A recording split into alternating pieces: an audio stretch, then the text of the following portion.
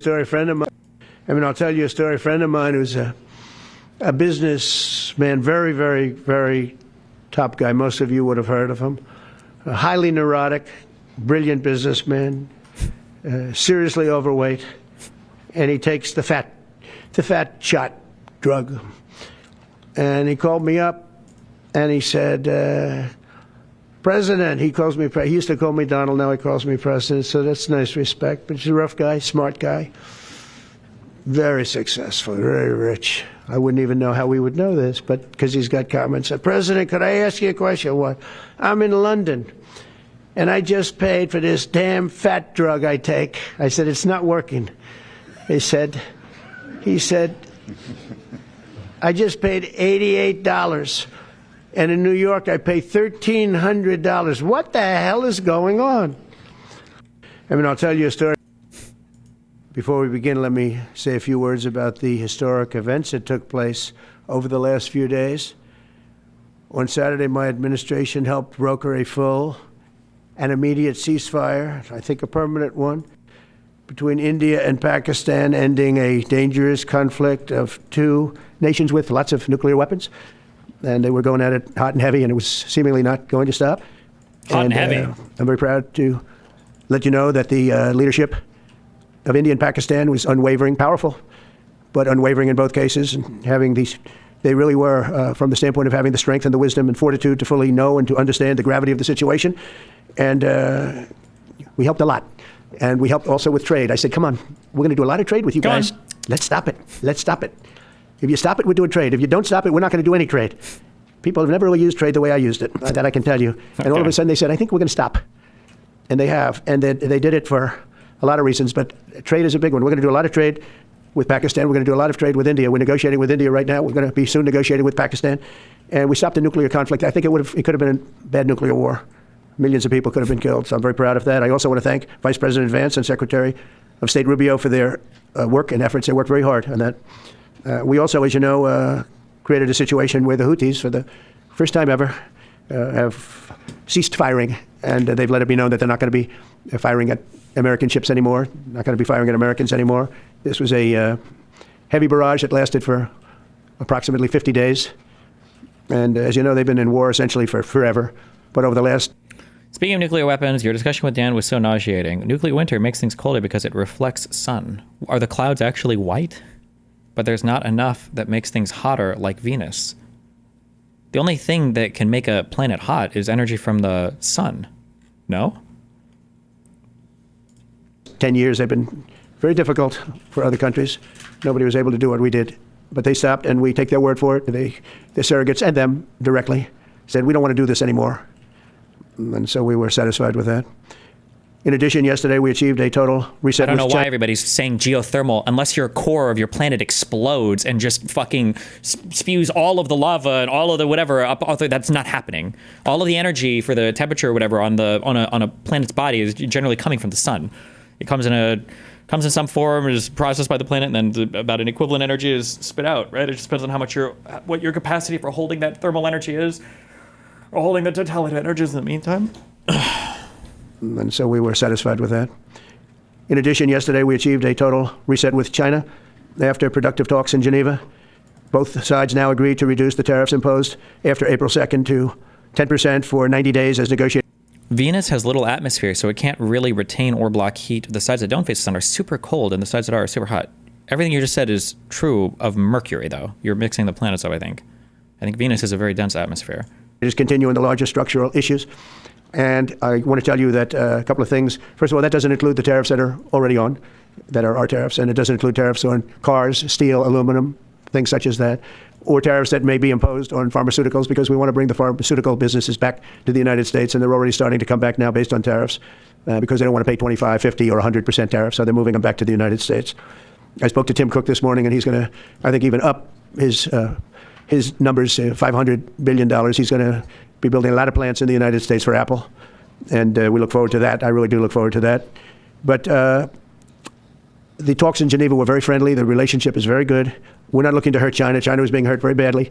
They were closing up factories. They were having a lot of unrest, and they were very happy to be able to do something with us. And the relationship is very, very good. I'll speak to President Xi maybe at the end of the week We have some other things we're doing.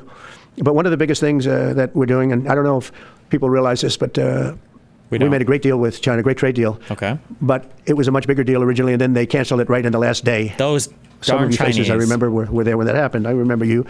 And we had a deal where they opened up their country to trade with the United States.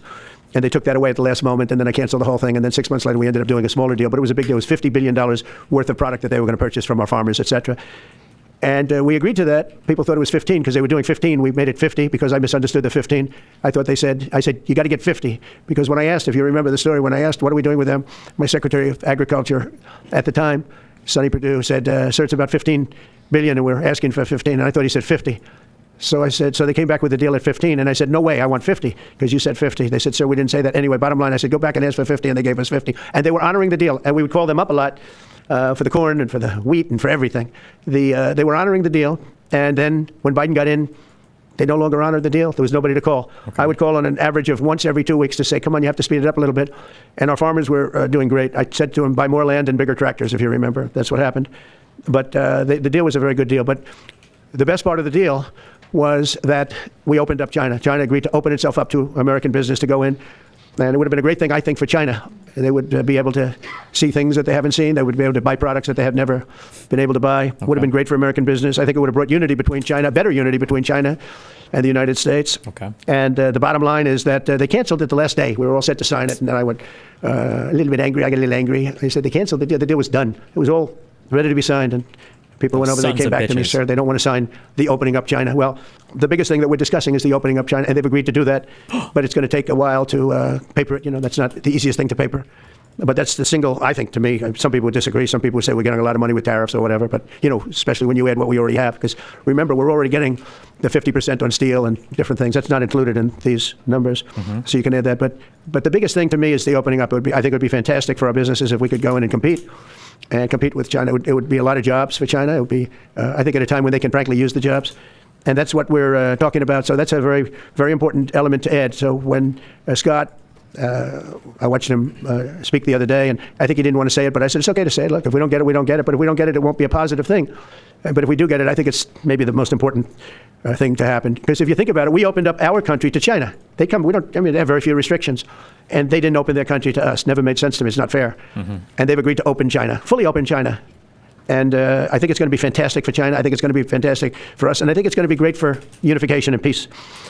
China will also suspend and remove all of its non-monetary barriers. They've agreed to do that. Well, they're very numerous. But again, to me, the biggest thing that came out of that meeting is they've agreed. Now we have to get it papered, but they've agreed to open up China. It's going to be great for everybody. And third, I'm very happy to announce that Idan Alexander, an American citizen who until recently most thought was no longer living, thought was dead, is going to be released in about 2 hours, actually.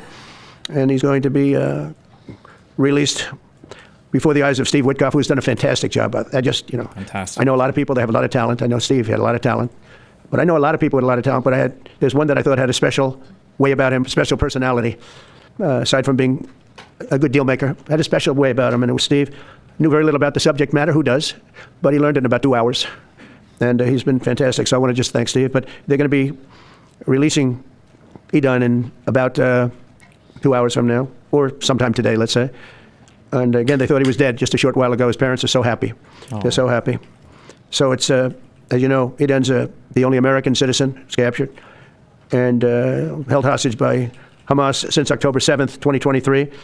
And he's coming home to his parents, which is really great news. I mean, to me, it's big news.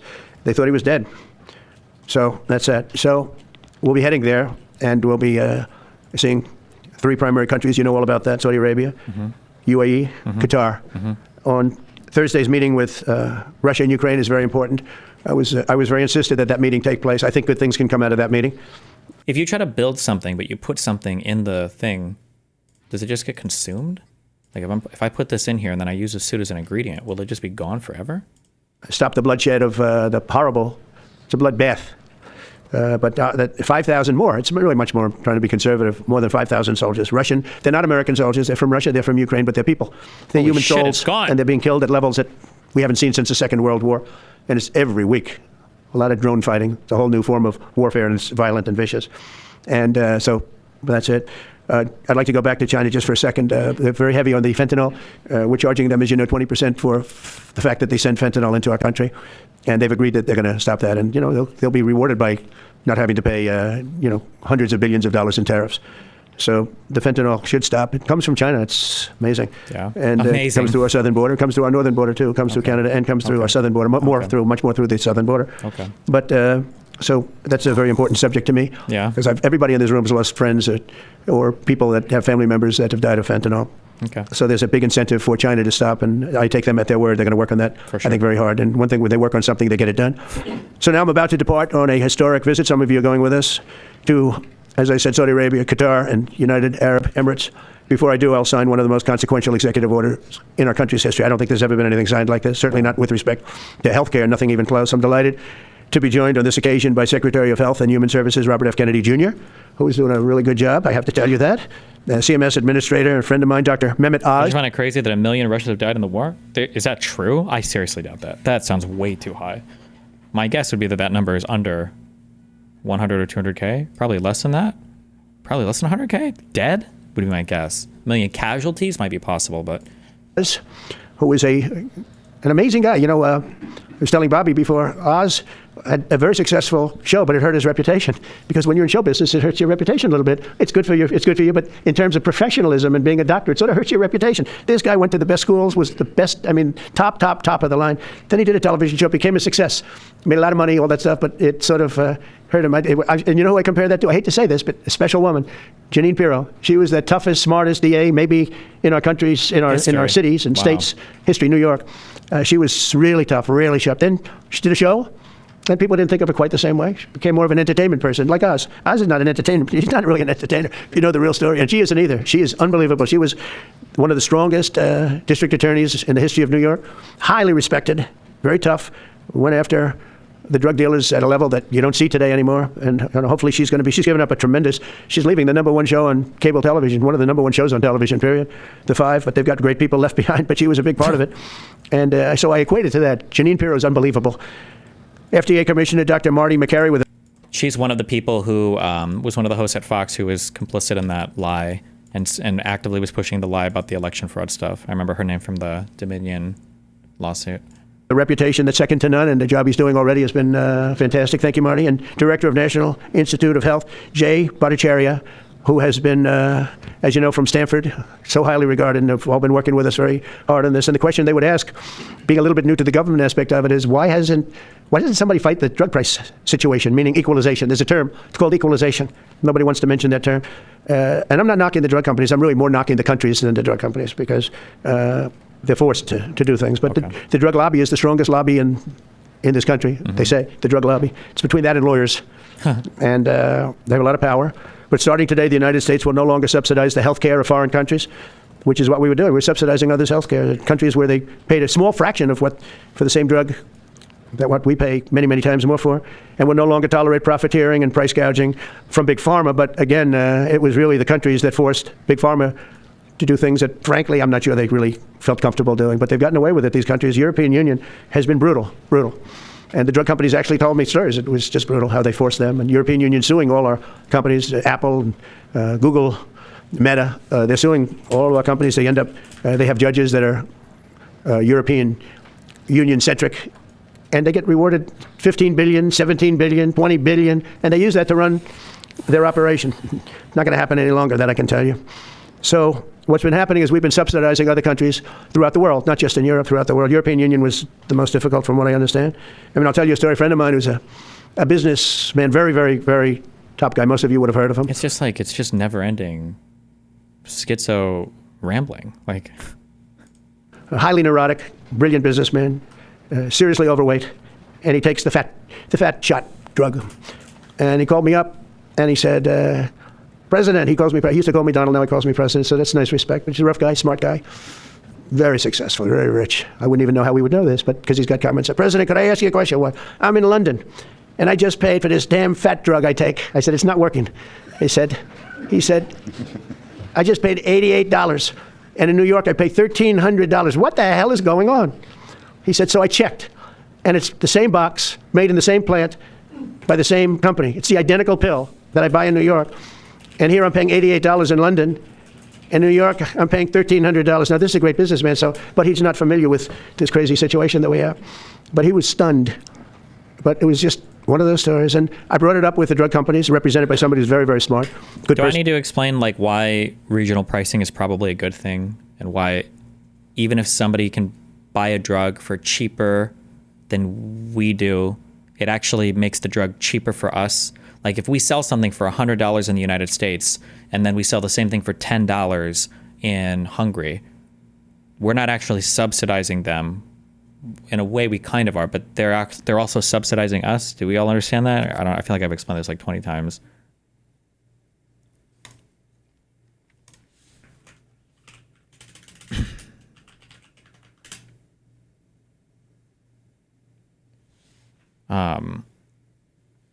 Okay, so let's say that I want to create a thing, and let's say that thing that I want to create is going to take me $1 million of research, okay? If I want to create a thing and it's going to take me $1 million of research, all right?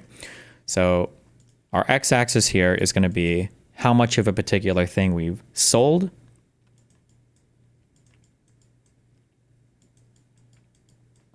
And our y-axis will be the amount of money that we've spent, okay?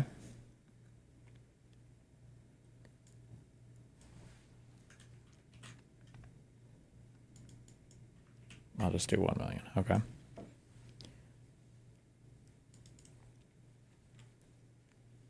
Okay. If it's going to take me $1 million of investment, okay? Why do we do this every 2 weeks? Because it seems like nobody still understands this, all right? Let's say that it takes us $1 million to do the research and development to create the very first product, all right?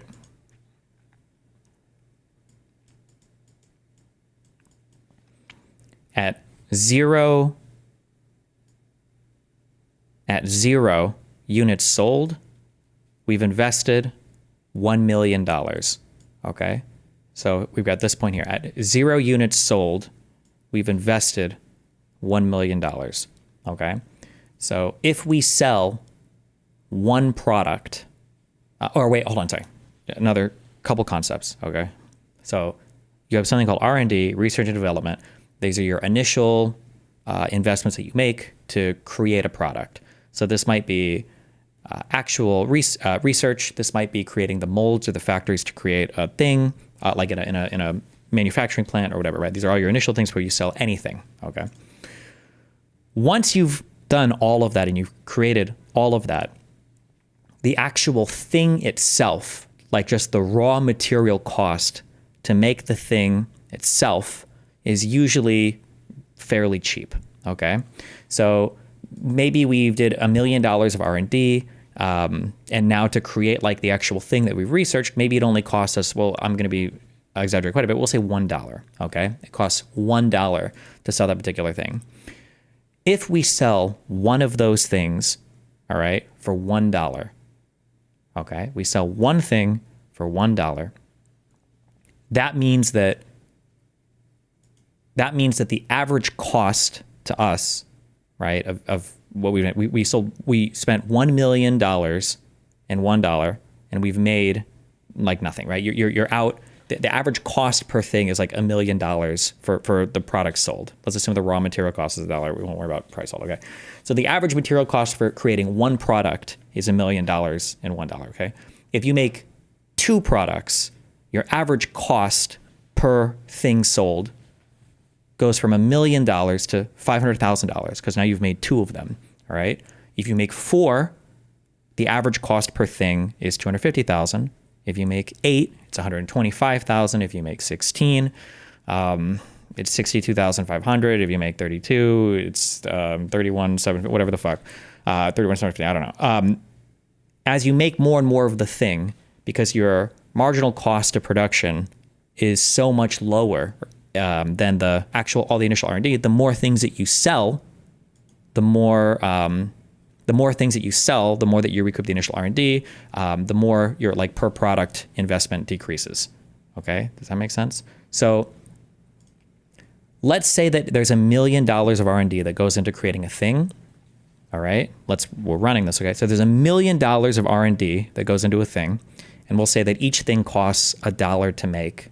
All right, that means that we need to look at our market and we need to say, okay, how much do we expect to sell at a given price of a thing? So let's say that we think that we can sell like 1,000 of these units at $1,000 each. Okay, so let's assume that our market will. Okay, well, let's assume that the market will bear $1,000. Okay, per unit, and we can sell 1,000 of these units in our ordinary market, okay? I don't know why I drew a graph. I don't know if I'll use this graph, okay? If it is the case that we can sell 1,000 of these products at $1,000 each, then we'll have recouped our entire $1 million initial investment, and that's good. Now, in a real world, you'd want some profit as well, but we won't worry about that right now, okay? All right, cool. However, all right, if we see that our original market, and we'll say the United States, if the original market can bear that cost of $1,000 per unit, what we could do is we could look at other markets, and let's say we look at poorer markets, let's say South America, Eastern Europe, Africa, whatever, and we go, okay, well, in those markets, they can't really afford $1,000 a pop, but they can afford like $100 each. What we could do is we could go to those markets, and we could see what they're willing to bear, and we could say, okay, well, we'll sell for $100 each, and we'll probably be able to sell like, we can sell like 5,000 units, all right, in those other markets, all right? Well, now we've recouped $500,000. What we could do is we could even lower our unit price in the original market to be even more competitive. We could bring our $1,000 a unit in this original market. We could drop this to fucking $700 a unit, all right? And then we could sell over here for $100 a unit, and we've dropped our price here, and we've engaged in price discrimination. We are doing regional pricing here, and we're making more money overall. Okay, we made something available to these people that they would have ordinarily never bought because they wouldn't have been able to bear the necessary price for this.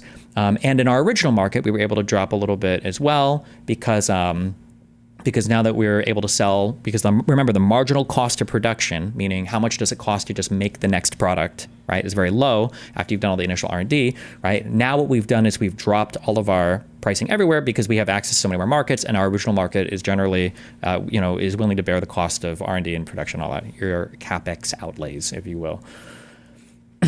Now the issue is that the problem is consumers look at this and they go, well, wait a second, you're selling to me for 700 each. You sell over there for 100 each? What? I'm getting ripped off, and I'm subsidizing them, and this is bullshit. Now, in a way, you are kind of subsidizing them because your market was willing to bear such a high cost. You're probably supporting a little bit more R&D, sure. However, in a way, they're also kind of subsidizing you. They're guaranteeing a minimum level of profit for your companies here. They can afford now to sell for a lower price to domestic people because of their regional pricing in other areas.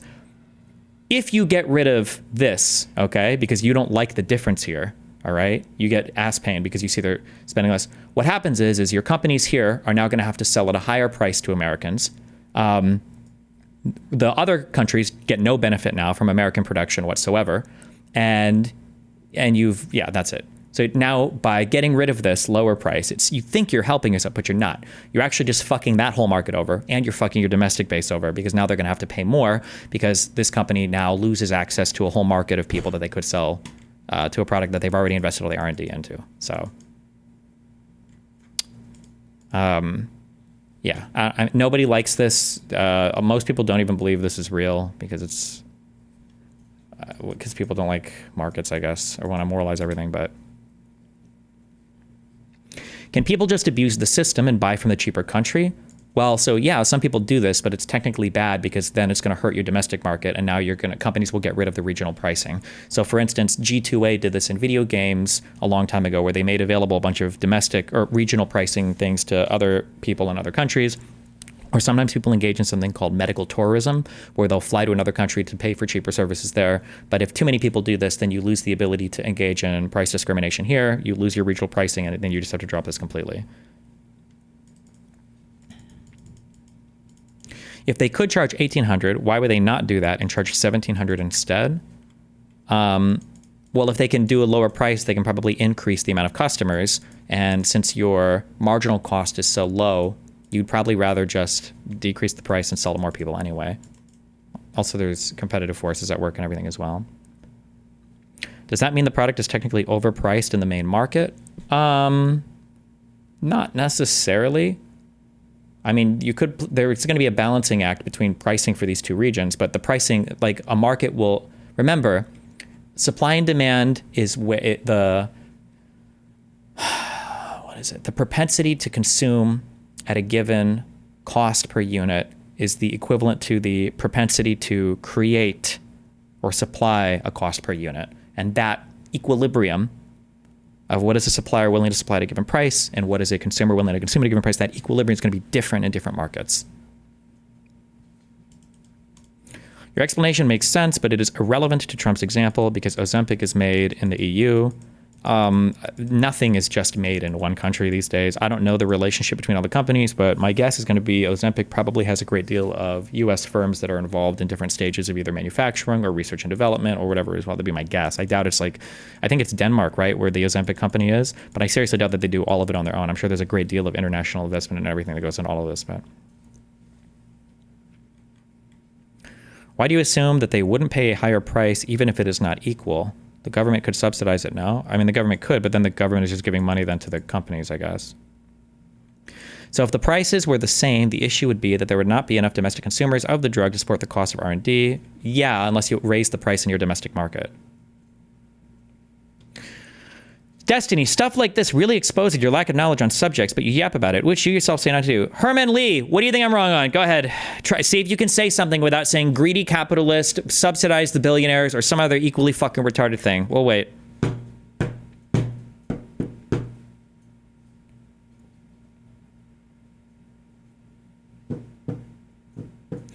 So it's stopping people just buying at cheaper prices. Why aren't objects like phones given the same treatment of regional prices? I think they are to some extent, right? Like, don't they sell phones for different prices in different markets? I think that is the case. I could be wrong, but I think that is the case.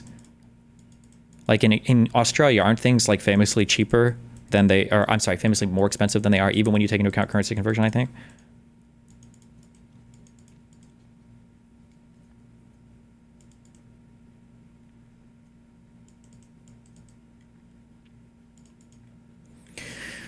Destiny, this analysis is good for vastly disparate income nations, but America is getting screwed relative to EU. So America is never getting screwed per se.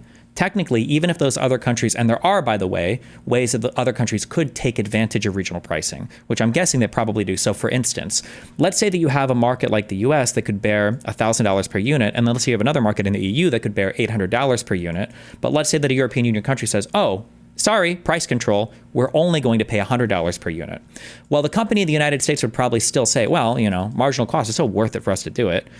We just have to charge our domestic people a little bit more. However, it's still going to be lower than if you only sold domestically. But technically, the European pricing will be a little bit more competitive than it should be otherwise because of the subsidies in the other countries. But the way that you would fight that, if you wanted to, the way that you would fight that is by fighting price controls in other countries for products that you sell to them. That'd be the way you do it.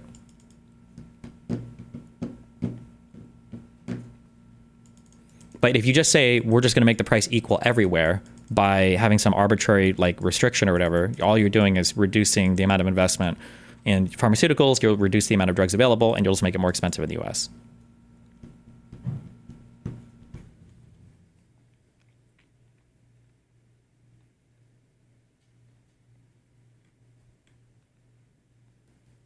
Just say price discrimination, and most people would know exactly what you mean. Very few people even know what price discrimination means, but price discrimination just means that you have the ability to charge different consumers different prices.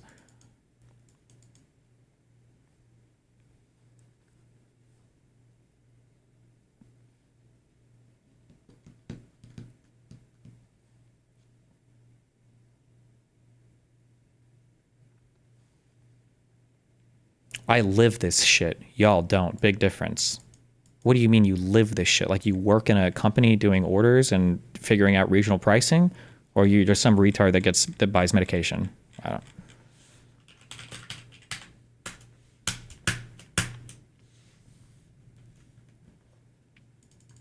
Okay, let's see what this guy's saying. Dude, this is not how it works, bro. You're way wrong here. You're very wrong. Imagine thinking you can export something and charge domestic customers over 20 times the markup. Okay, you're retarded. Check log daddy.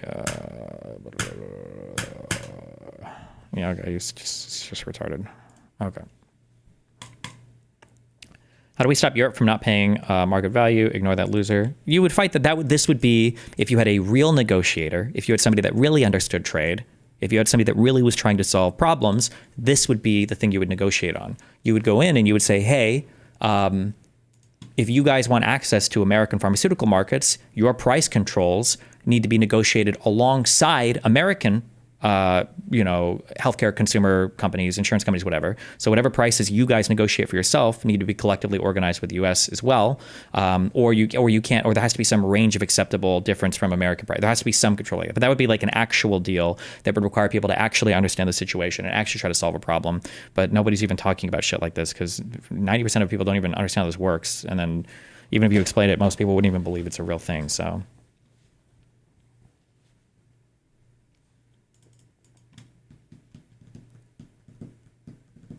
If we wanted to blunt force this, couldn't we just peg our prices to the average EU price? If you did that, then people would stop making drugs in the US because you would lose money manufacturing and developing new drugs.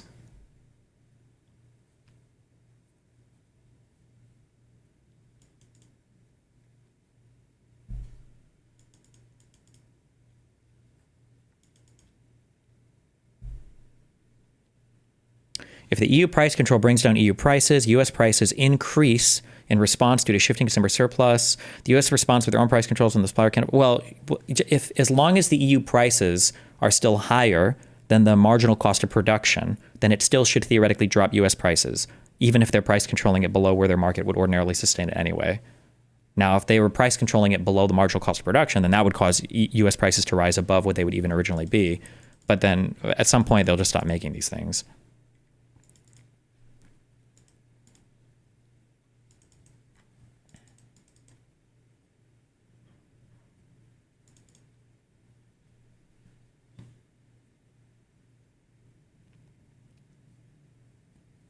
But EU researches and manufactures drugs despite the low prices. Do they?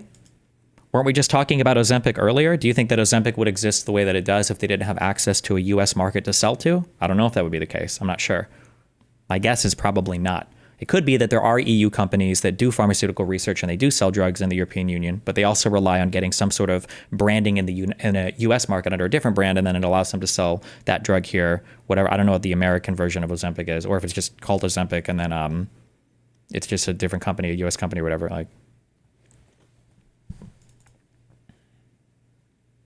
but there is no power that the U.S. government can exercise to negotiate as a buyer for the U.S. market, right? Wrong. There is a huge consumer of healthcare in the United States that could negotiate a ton, and it's called Medicare.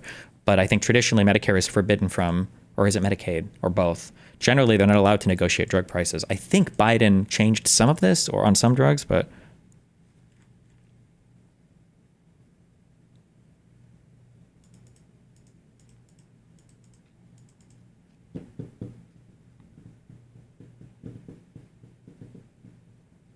Do you believe that Medicare and Medicaid should be allowed to individually negotiate drug prices? Probably. I don't see why not, because I'm pretty sure most other European companies and European insurance programs, I think, can. So it's kind of weird that we can't.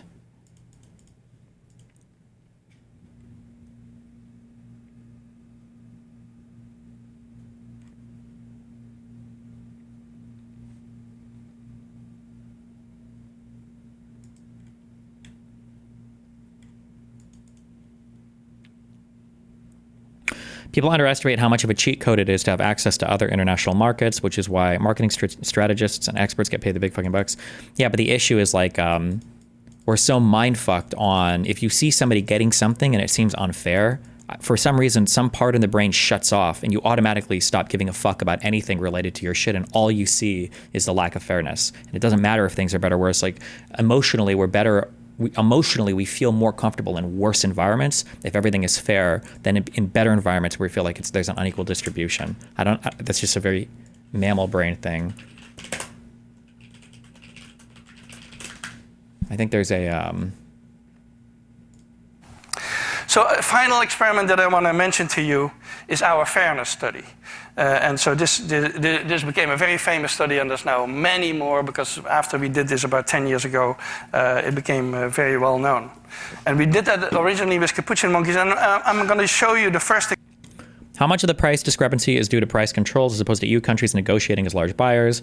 Well, negotiating a price implies a price control. That is a price control.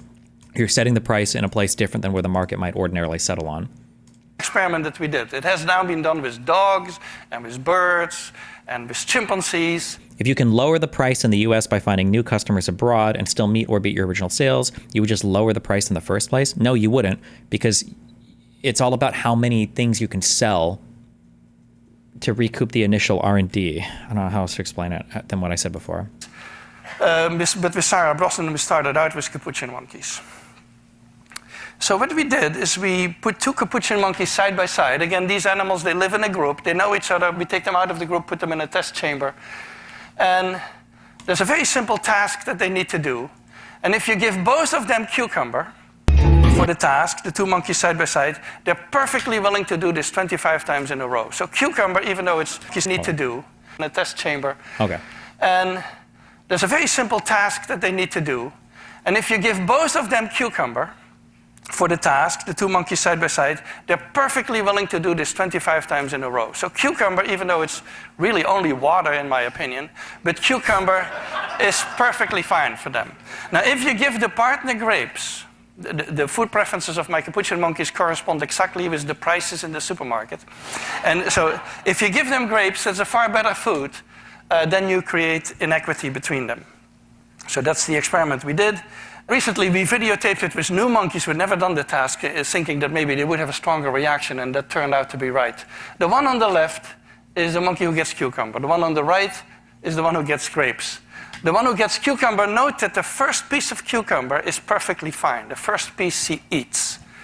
Then she sees the other one getting grape, and you will see what happens. So she gives a rock to us, that's the task. Oh, the exoskeleton. And we give her a piece of cucumber and she eats it. The other one needs to give a rock to us. And that's what she does. And she gets a grape. And she eats it. The other one sees that. She gives a rock to us now, gets again cucumber.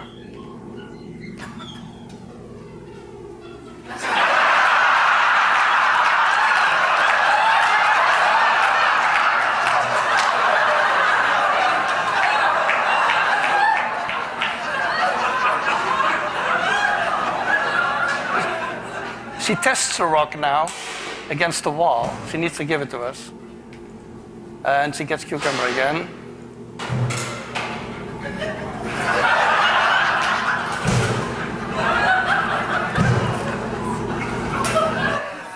So this is basically the Wall Street protest that you see here.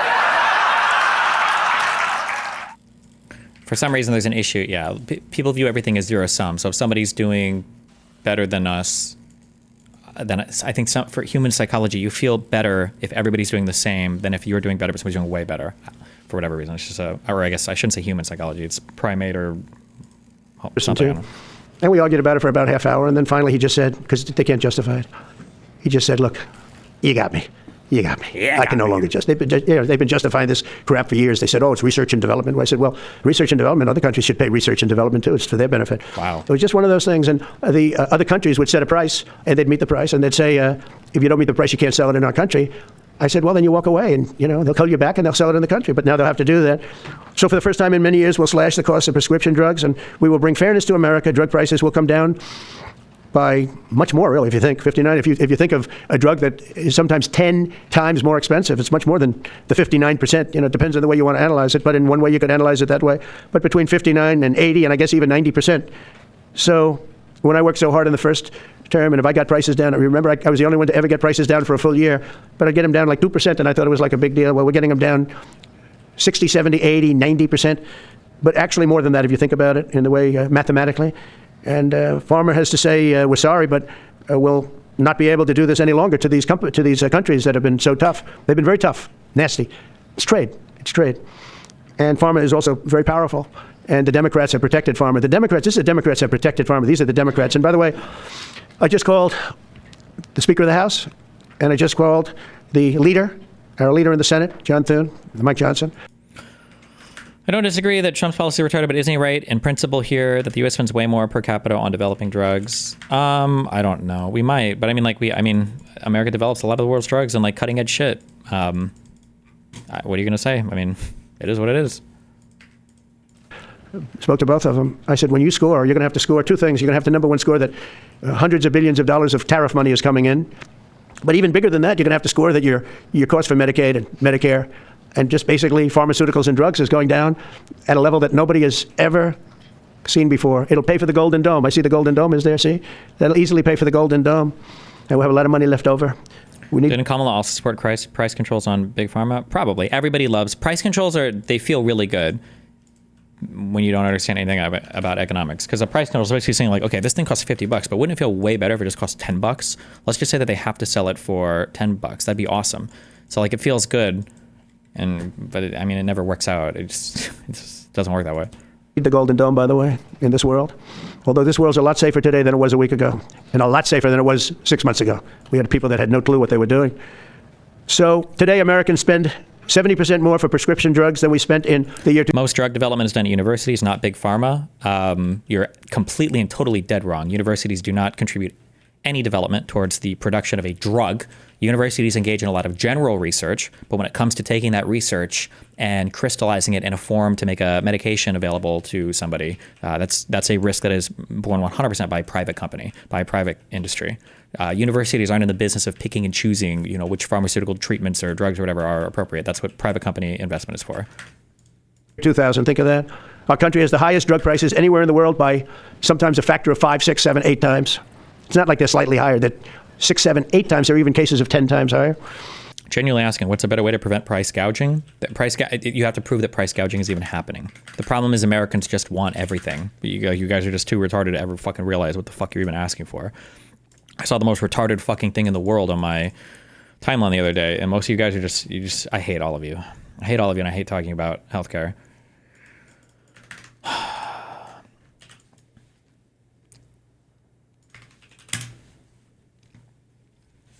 $453,000 likes. Why do people consider Luigi a hero? It's devastating to me. Fighting for his breath, Duran Wells is battling stage 4 lung cancer. The husband and father of 3 is also now battling his insurance company. I'm really sad that my life is in the hands of these decision makers who seem to make these decisions in such a cold way. The 59-year-old and his family say Cigna had approved him for procedures that would allow him to be transferred to Northwestern Medicine in Chicago for a clinical trial double lung transplant he had been medically approved for. But Friday, as they were preparing to leave UCLA Medical Center Santa Monica, Cigna denied coverage for both the transplant and medical transfer to Illinois. The last option we have is for us to take him to Northwestern, period. And I hope Cigna really understands the seriousness of the situation. We're not just a number. Like, people are mad and are celebrating a terrorist murderer guy because an insurance company won't cover a double lung transplant for somebody with stage 4 malignant lung cancer. Do you have any idea? Also, that what they're even trying to cover, if you read the article, is literally like an experimental, like clinical trial tier treatment. Like, it sucks, but something that Americans just aren't ready to hear is that sometimes people get sick and sometimes they die, and that sucks. But Americans have this weird concept of like every American should be guaranteed basically like immortality or the maximum amount of medical intervention that is even theoretically possible up until the very it's just not possible. It's not feasible. But what are you gonna do? I don't know.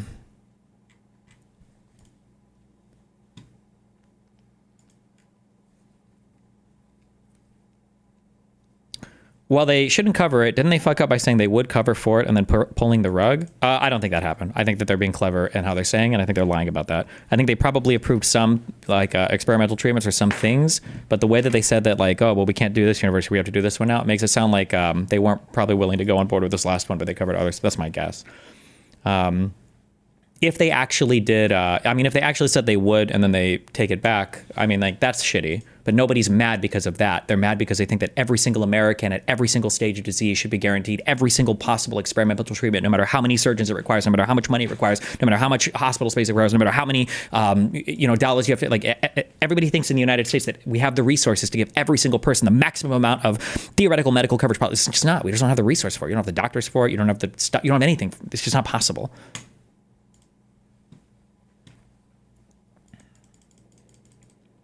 Would something like this be covered in another country that has universal health care? No, it wouldn't be. But Americans think that in Europe, every single treatment is covered for every single person and but no, it wouldn't be.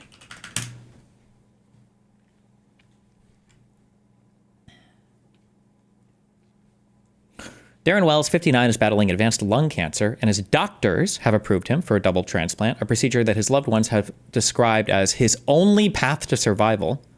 However, Cigna Healthcare, his health insurer, has refused to authorize the transplant and the emergency medical transport needed to get him to the hospital for the operation. He needs to be transferred to Chicago's Northwestern Memorial Hospital for the operations.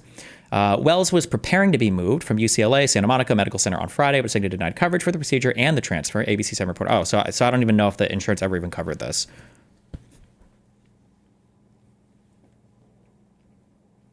I am really sad that my life is in the hands of these decision makers who seem to make these decisions in such a cold way.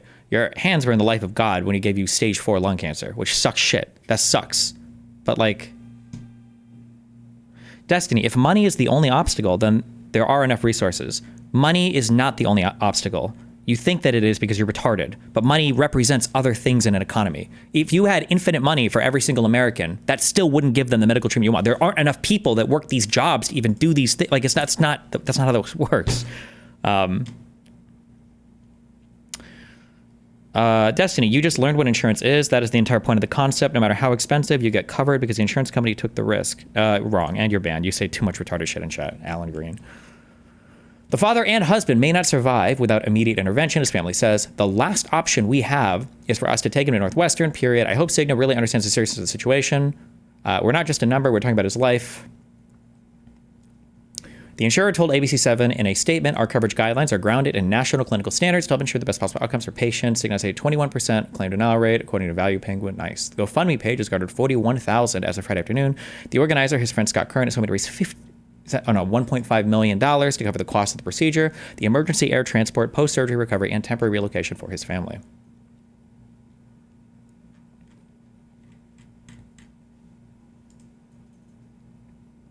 It's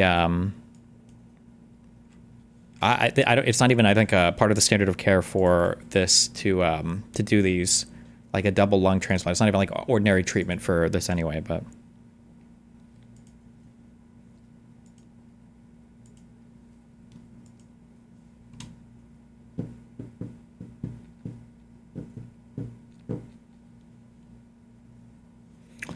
But whatever. Okay. So that you go 10 times more expensive for the same drug, that's big numbers.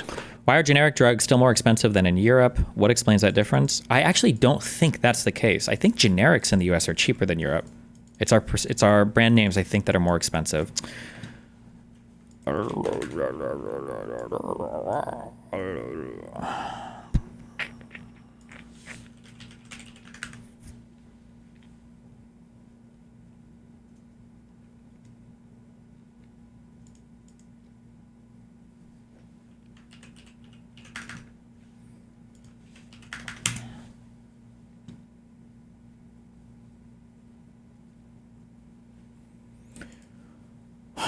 What is this source from? Oh, source.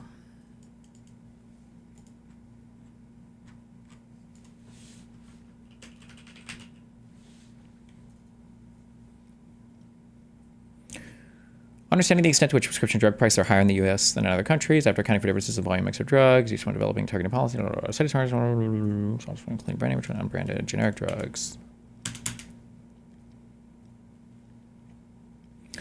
These results stem from the combination of starkly different price comparisons findings for brand name versus generic drugs. U.S. prices for brand name originator drugs were 422% of prices in comparison countries, while U.S. unbranded generics, which we found account for 90% of U.S. prescription volume, were on average cheaper at 67% of prices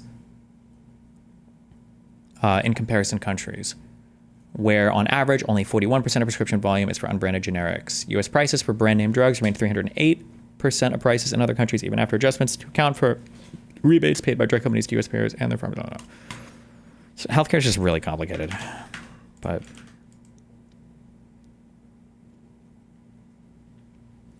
so if the pharma executive order goes through, do you believe Trump voters would complain that medicine becomes more expensive, or would they still be ride or die? No, no one would complain because these things would be totally hidden from you. You would just die. That's all that would happen.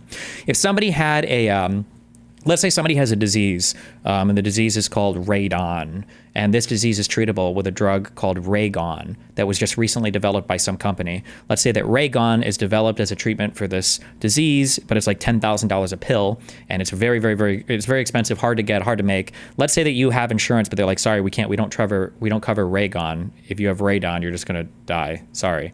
Everybody would be saying murder all the CEOs, kill all these people, this is horrible. But if we like got rid of all that and we said, fuck this, get rid of that, and then the company disappears and they don't even make the drug, people would just say like, oh no, you have radon? Oh, that means you're gonna die. That sucks. Kind of like how HIV used to be a death sentence, right? Oh, when you have radon, you just die. Sorry. But that's how people would view it. They wouldn't get mad about other drugs or whatever because they wouldn't exist because nobody would make them. So it's... Even though the United States is home to only 4% of the world's population, pharmaceutical companies make more than 2/3 of their profits in America. So think of that. With 4% of the population, the pharmaceutical companies make most of their money, most of their profits from America. That's not population. Pharmaceutical companies make more than 2/3 of their profits in America. So think of that. With 4% of the population, the pharmaceutical companies make most of their money, most of their profits from America. That's not a good thing. Now, I think, by the way, I have great respect for these companies and for the people that run them. I really do. And I think they did one of the greatest jobs in history for their company, convincing people for many years that this was a fair system. Nobody really understood why, but I figured it out. For years, pharmaceutical and drug companies have said that research and development costs were what they are, and for no reason whatsoever. They had to be borne by America alone. Not anymore, they don't. This means American patients were effectively subsidizing socialist healthcare systems in Germany, in all parts of the European Union. They were the toughest of all. They were nasty. And I see that with trade too. European Union is in many ways nastier than China. Okay? And we've just started with them. Oh, they'll come down a lot. You watch. We have all the cards. They treated us very unfairly. They sell us 13 million cars. We sell them none. They sell us their agricultural products. We sell them virtually none.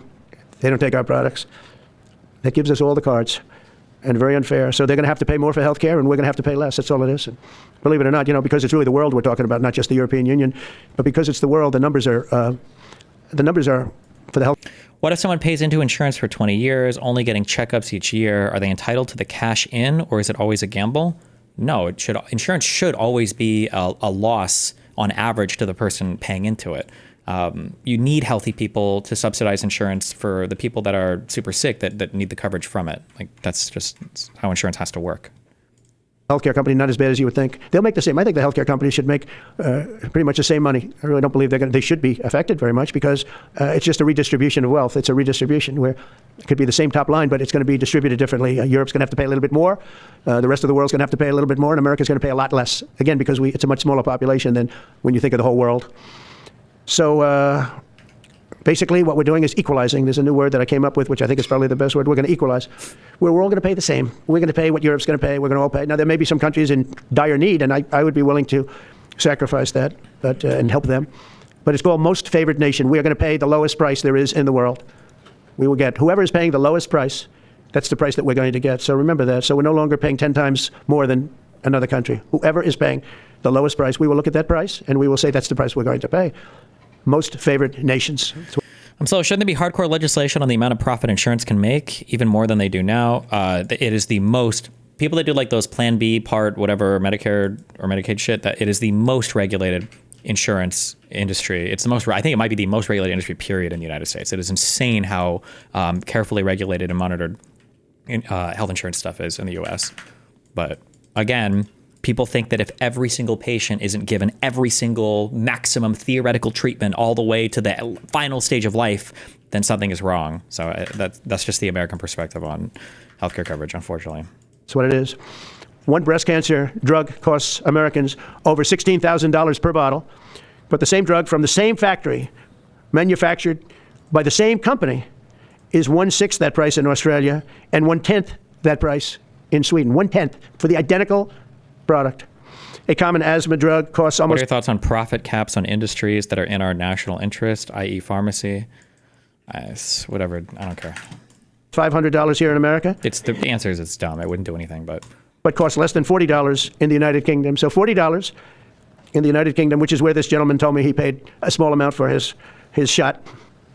But think of that. So $40 versus $500 here. That's not even bad. There are much worse examples. And the weight loss drug, Ozempic, costs 10 times more in the United States than in the rest of the developed world. 10 times more. Why? What did we do? Suckers. But we never had a president that had the courage to do this. And nobody knew the system like I do. I mean, I've gotten to know the system so well. how much does Vyvanse cost without insurance in the U.S.? It's hella expensive. For 60 milligrams for me, my Vyvanse for 1 month is like $450. And I don't think it's fair that it benefits Obamacare. Obamacare is a failure. It's not a good health care. It works. I made it work. I had an obligation to make it work. Oh my God, none of this even makes sense. Or an obligation to let it die. I chose that we had to make it work. I had to make it as good as possible. And I had a choice. I could have let it fail or make it as good as possible. As good as possible means it was still not very good, but it survived. Mm-hmm. And we did the right thing. But this makes everything work. And I don't want to have a bad form of healthcare work because of the fact I was able to cut drug prices by 80 or 90%. So we're going to maybe come up with something. I think this gives the Republicans a chance to actually do a health care that's much better than Obamacare and for less money, which if you guys would work on that along with Congress. But I do want to say that Democrats could have done this a long time ago. They have fought like hell for the drug companies, and they knew they were doing the wrong thing. And it's going to be very hard. I was just telling the leader and the speaker that it's going to be very hard for the Democrats to vote against the one big, beautiful deal. The greatest tax cuts in history, greatest everything, but now you have the big drug prices because that's going to be included. It makes that whole Why situation... don't you just go to RX for Vyvanse? Because they never have real coupons. They'll save you like $2. So I think you need insurance if you want to get Vyvanse cheaper. Using those other little programs does fuck all. different from a scoring standpoint. I just told them, I called them up about this. I said, I'm going to do something that's going to be very monumental, and you're going to be scoring. You better tell your people that this is going to score really well. And then add hundreds of billions of dollars in tariffs to your list also. But as big as the tariffs are, this is something that really hits quickly. 5 years ago, I signed an executive order to confront this disaster, but only confront it in a minor way. It was. I feel like the fact that they are making any money off of it at all is the part that makes people mad. Every dollar they make is a dollar that hasn't gone to save someone's life. When you have a national healthcare system, no one is making money from the denial of coverage, and no one has the incentive to deny care unless the care is necessary. It breeds less resentment long term. Sure, but then people should just go live in forests and then hunt with each other until they die of like random retarded shit. The reality is that like everybody has to make a living doing something. That might rub some people the wrong way. I mean, those are children. What are you going to do? I mean, the butcher that sells meat, like you can't live without food. That guy's making money, giving you a life-sustaining thing. A person that goes and finds new repositories of fresh water or oil, energy heaters keep you alive in the winter. Fresh water keeps you alive when you drink it. Clothes are necessary so you don't die of exposure. The tailor that makes you clothes is doing something, and every dollar that he takes as profit, it might be clothing that's not covering people. Like the problem is that people can graduate their expectation or their consumption of things like clothes and homes and food. But when it comes to healthcare, people look at it as though, like, if you were to tell somebody, hey, I'm going to give you enough money so that you can eat every day for the rest of your life, but you're going to be eating like Subway and stuff, the person would be like, oh, well, that's kind of a sick deal. Sure, whatever, I guess. But when it comes to healthcare, people think that they should be able to have Ruth's Chris or a $400 steak every single day for their entire life. And that's what they view as fair. Like, if you're not getting the maximum, best possible thing available for every single person, then something is broken. And like people will be saying that they're getting, like this guy for the double lung transplant for the stage 4 lung cancer. Like, holy shit, it's in a clinical trial. This probably wasn't even available as an option 5 years ago. But now that he's not entitled to it, now it's like, wow, this is an evil, horrible system that's killing people. And it's like, sometimes people get sick and die, and it sucks, but... It was a good confrontation, but never to this extent. It took people a little while to understand a very complicated system. But Joe Biden, without any knowledge of what he was doing, terminated the policy and then pretended to negotiate under a new system. Where do you get this notion? Get what notion? I don't know why you're asking irrelevant stuff in chat. If it is experimental, do you not see value in what it could teach science? Then have somebody fund it. Then find somebody to fund the research then. What do you mean? But Joe Biden, without any knowledge of what he was doing, terminated the policy and then pretended to negotiate under a new system. And then you take a look, 5 out of the 10 drugs that he negotiated are now over 200% more expensive in America than the rest of the world, and far more expensive than when he even got involved. Much more expensive than when he got involved. Joe Biden's plan was, as you know, because you wrote about it, you don't say it very loudly, but it was a very big failure, was his whole presidency. First, I'm directing the U.S. trade representatives and Department of Commerce to begin investigations into foreign nations that extort drug companies by blocking their products unless they accept bottom line and very low dollar amounts for their product, unfairly shifting the cost burden onto American patients. And we'll be taking a look at that very strongly. The biggest thing we're going to do is we're going to tell those countries, like those represented by the European Union, that that game is up. So I disagree with you in this case. Leukemia is an example with leveled treatments. How do we best find the limit on treatment? Why are private corporations allowed to set that limit when they make money off of you not being sick? They're allowed to do it because people buy insurance and they're the ones that do the calculations for it. If private corporations weren't doing it and the government was doing it, the government would also have limits. You understand that, right? That the government would set limits as well. That if you're in Europe and you have rare diseases, sometimes you just die. Every single European social healthcare system doesn't approve you for the maximum level of treatment for every single disease at all points in time. The resources don't exist in any system for that. sorry. And if they want to get cute, then they don't have to sell cars into the United States. I wonder what type of care Destiny thinks he deserves, especially since he can pay. Whatever I guess I can pay for. What do you mean? Do you think this is a gotcha? I would be more sympathetic to your views if you showed any data explaining how we don't have resources to fulfill all healthcare.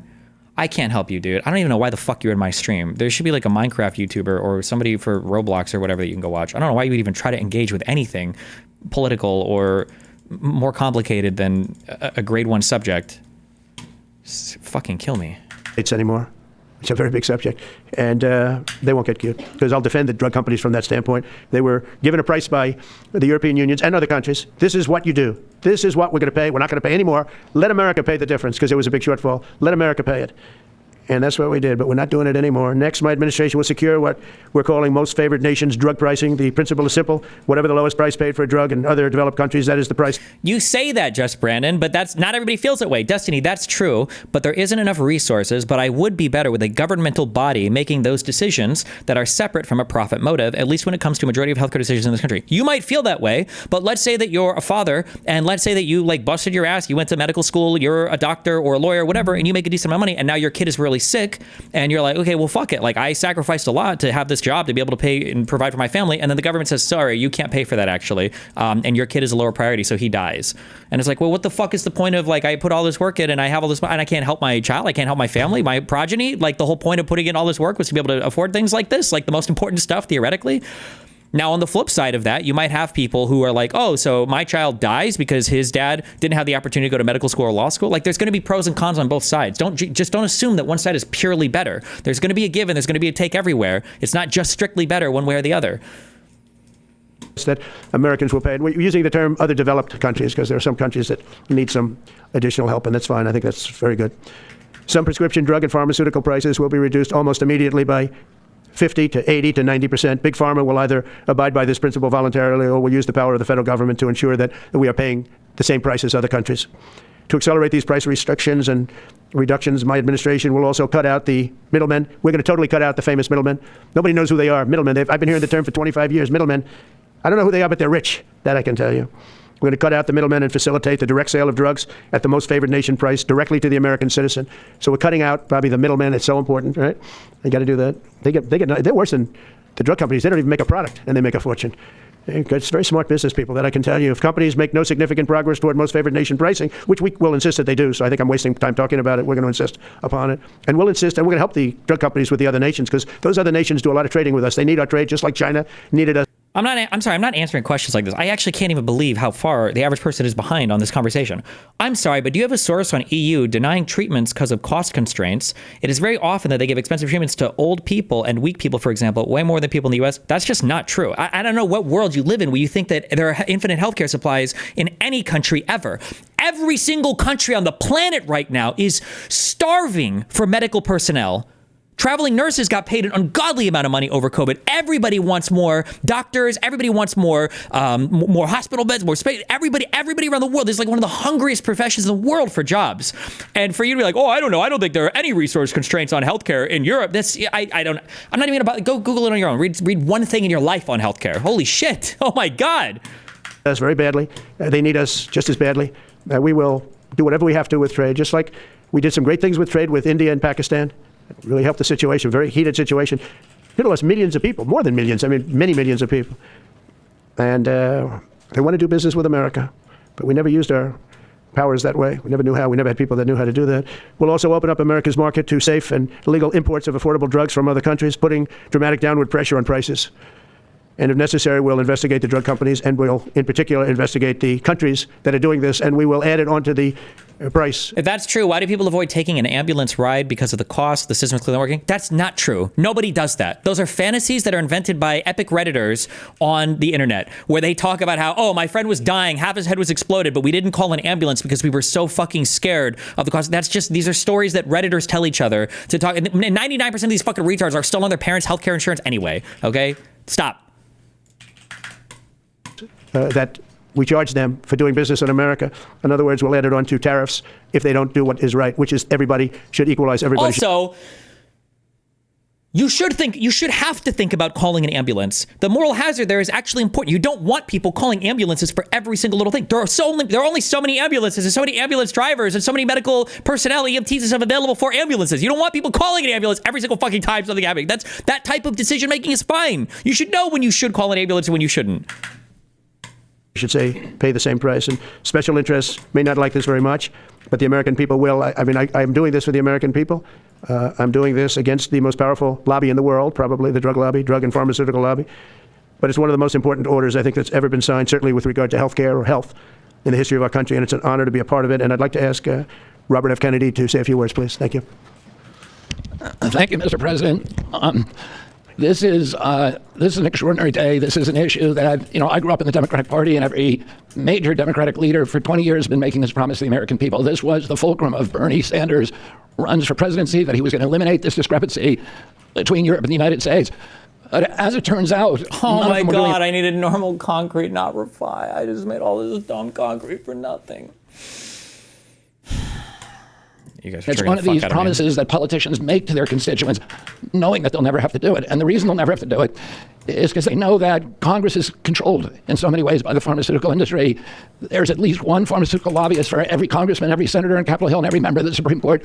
By some estimates, 3.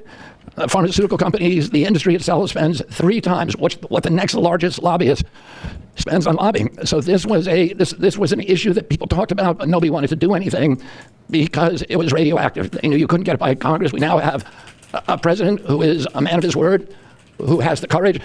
President Trump was taking money from the pharmaceutical industry too. I think they gave you $100 million, but he can't be bought, unlike most of the politicians in this country. And he is standing here for the American people. I don't know what, there's writers like Lord Elizabeth Warren or Robert Reich who are saying that President Trump is on this side of the oligarchs. There has never been a president more willing to stand up to the oligarchs than President Donald Trump. And I'm very, very proud of you, Mr. President, for your courage, I'll say, because I don't want to be crude, your intestinal fortitude, your stiff spine, and your willingness to stand up for the American people. We have 4.2% of the world's population. Our country represents 75% of the revenues for pharmaceutical companies. We spend in our country $1,126 per capita on drugs. In Britain, they spend about $240. They spend 1/5 of what... What do you think about states capping the cost for insulin? I think it's good. I think that we just need to have every single thing that we consume that we need, all of the caps, all of the prices need to be capped at $10, and I think that would be the best thing. I'm sorry. That's I just wasn't thinking before, but I think that if we just take all the things that we need and we just cap it at $10, I think that that's the best thing to do. And then I think that'll solve all of our problems, okay? Because then everybody could afford everything. I think that would be the best thing. All medicines, all surgeries, all hospitals, they should just cap it at $10. There we go. We do. And this is true across Europe. And the drug companies, Europeans, if you ask them, it made no sense what they were saying. America has to pay for this innovation or it's not going to happen. Do you not support the insulin cap? I do.